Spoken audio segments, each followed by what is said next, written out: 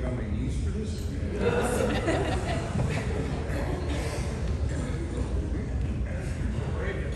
How's that? So, ladies and gentlemen, Rich.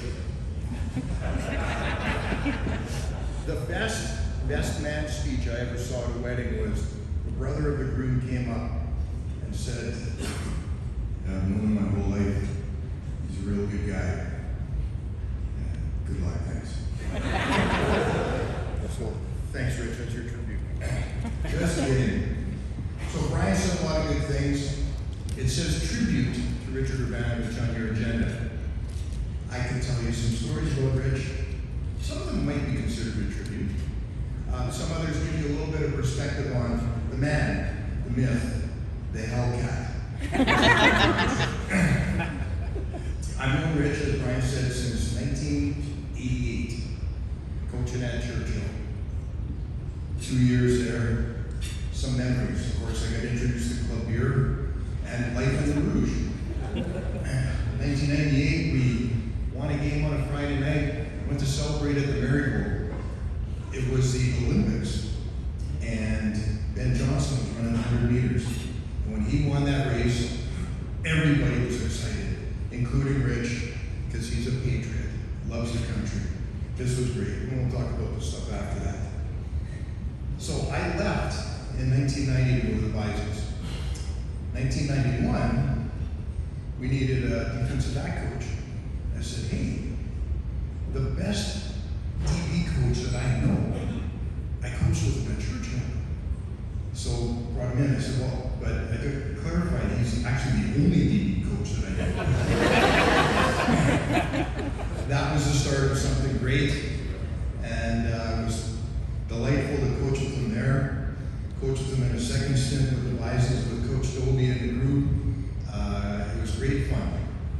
We also coached some under 16 teams, and Rich and I were asked to come and help mentor some of the young coaches. And Coach Pierre finds out about this, and he looks and he's like, you two asked to mentor the young coaches? Because, well, Rich also has a real good sense of humor. He loves life. Rich loves life, but he's very serious about it when he's coaching football.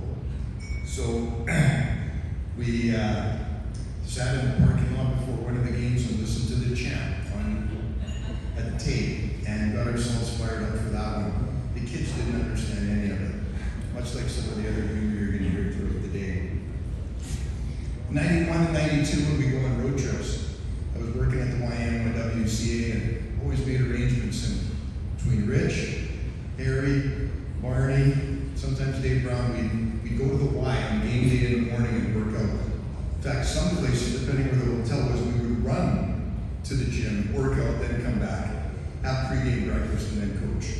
He was a fanatic for fitness, and he's been that way for his whole life, a fanatic for fitness.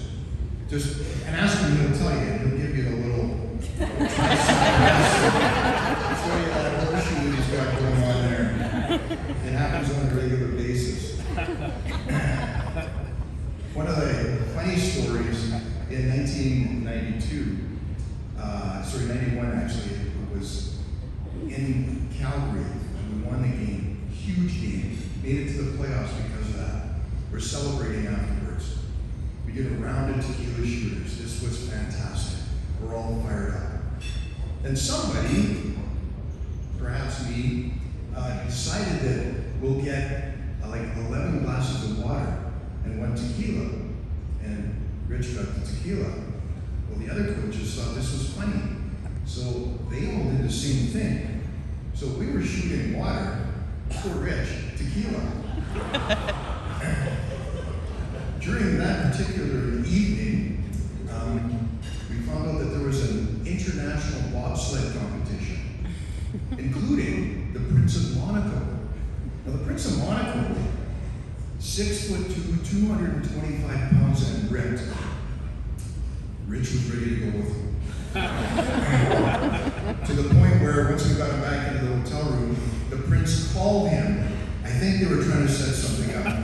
But between Stu Eaton and I, we kept Rich under control for the night. We wake up the next morning, there's Rich. Oh, man, I felt like I was in an all-star wrestling thing last night. Well, Stewie and I couldn't stop laughing because that's how we kept him in the room, tackling him every time he tried to get out of the door. He's a very determined individual. Very determined.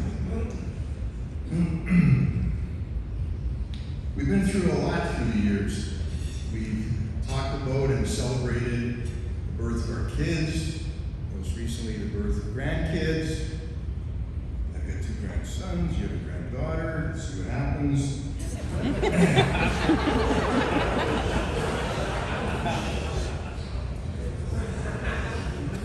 You can fill in the blanks, buddy. There's 2 things in this world, reasons and results. And Coach Dobie talked about some of Rich's results, because Rich doesn't give you a reason for something, he gives you a result. 20 players to a CFL camp, 10 of them drafted. 12 played in the CFL. Countless conference all-stars and all-Canadians. And as Coach Dobie said, 2005, the Gino Fracas Award, with an appropriate name for a guy that likes to get into dust-ups and things. Who knew? Who knew? I mean, Rich was also very serious with his martial arts development. We always knew that if we went anywhere and there was potential trouble, Rich, I think you had your chartreuse belt and the wang chun thing or whatever. We knew he had it back. We knew he had it back. But that's just who he is. Having gone on coaching trips to development camps and things with them, from talking football, I still don't understand how he cheers for the Dallas Cowgirls, but I wore my Steelers socks just for you today, buddy. The plus side, he's a Montreal Canadiens fan, and in 1993, he and Harry Jackman and I celebrated the Cup win. Give you another year soon. But it's about your focus and care. Rich has a saying, he says the worst kind of fish is a selfish. You see that to players when they would make a selfish play on the field, trying to put themselves before the team. But when you understand what being selfish in football truly means, it is actually a good thing to start with. It means that you take care of yourself first so that you can be and do your best for the team. That's the way Rich coached.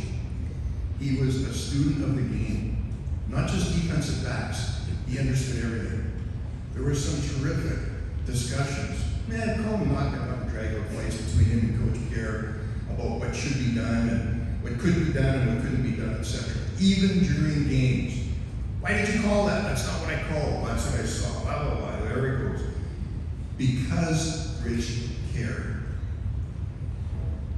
He worked real hard as a volunteer coach to do the best that he could. He's had some setbacks. He worked for Eaton's for years, and then Eaton's did what Eaton's did. They could have been the Amazon today, but they weren't. He's found another niche, working at industrial truck and sales, because Rich cares about his customers. You can sense the theme here. He's a caring guy. He'd give you the shirt off his back. Now, it's only a size medium, so it probably wouldn't be big. It's a thought that counts where he'd rip the sleeves off, for sure. His family is absolutely first and foremost. Matthew, Jillian, and Allie mean the world to him. And his brothers and sisters mean the world to him. When you know Richard for as long as I have, you count him as a brother. And it's pretty special.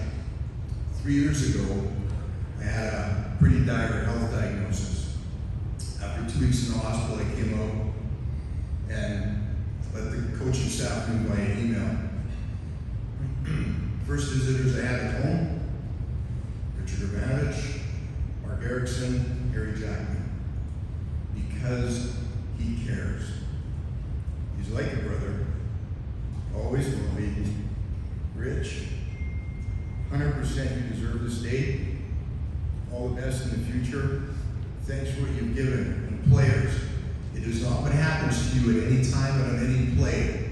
It's how you respond, the lessons you learn now, and how that's going to carry you in the rest of your life. That's the model right there.